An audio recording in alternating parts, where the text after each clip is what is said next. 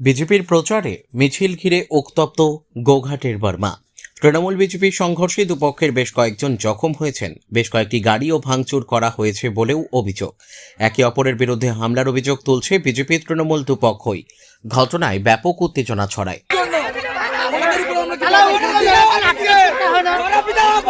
পরে পরিস্থিতি সামাল দিতে পুলিশকে লাঠিপেটা করতে হয়। জানা গেছে, এদিন বর্মা এলাকায় বিজেপি প্রার্থী প্রশান্ত দিগার প্রচার মিছিল করেন। তৃণমূলের অভিযোগ, বিজেপির মিছিল থেকে তৃণমূল কর্মী সমর্থকদের উদ্দেশ্যে কটূক্তি গালিগালাজ করা হয়। প্রচারের গাড়িতে রড, লাঠি সহ অস্ত্র বোঝাই করে এনেছিল বিজেপি বলে অভিযোগ। তাদের লাঠি রড নিয়ে তেড়ে এসে মারধর করে, যদিও পাল্টা বিজেপির অভিযোগ তাদের প্রচার মিছিলে হামলা চালিয়েছে তৃণমূল। বিজেপি কর্মীদের বেধড়ক মারধর করা হয়েছে।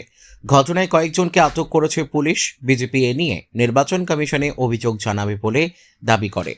বিজেপি প্রার্থী এই ঘটনায় গোঘাট থানার ওসিকে অপসারণের দাবি তুলেছেন। তবে ঘটনার পর এখনও পরিস্থিতি থমথমে রয়েছে। অন্যদিকে আরামবাগের তৃণমূল সাংসদ মিতালি বাগের ওপর আক্রমণ হয়, তার গাড়ি ভাঙচুর করা হয়। আক্রান্ত সাংসদ আরামবাগ হাসপাতালে চিকিৎসাধীন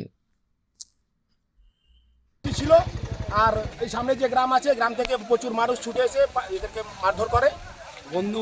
বন্দুক বোমাবাজি চলছে, আগ্নেয়াস্ত্র রয়েছে এবং এরা 15 থেকে 20 মিনিট তারও বেশি হবে সেই সময়ে লেটে পৌঁছেছে। এক নম্বর। দ্বিতীয় নম্বর, আপনার নাম কি? আপনার নাম কি? ঢুকছিল এবং ঢুকছিল ওরা প্রত্যেকটা গাড়িতে লোহার রড, বাস, বোম এইসব নিয়ে আমার গ্রামে ফাটাতে ঢুকছিল। বলছে তোরা জিহাদি, আমার গ্রামে অত্যাচার করতে করতে ঢুকেছে। আমার নিজস্ব মাথা ফাটিয়েছে, আমার বহু গ্রামের ছেলেমেয়েদের মাথা ফাটিয়েছে। এই জায়গাটার নাম কি? এই জায়গাটার নাম কি? বর্মা।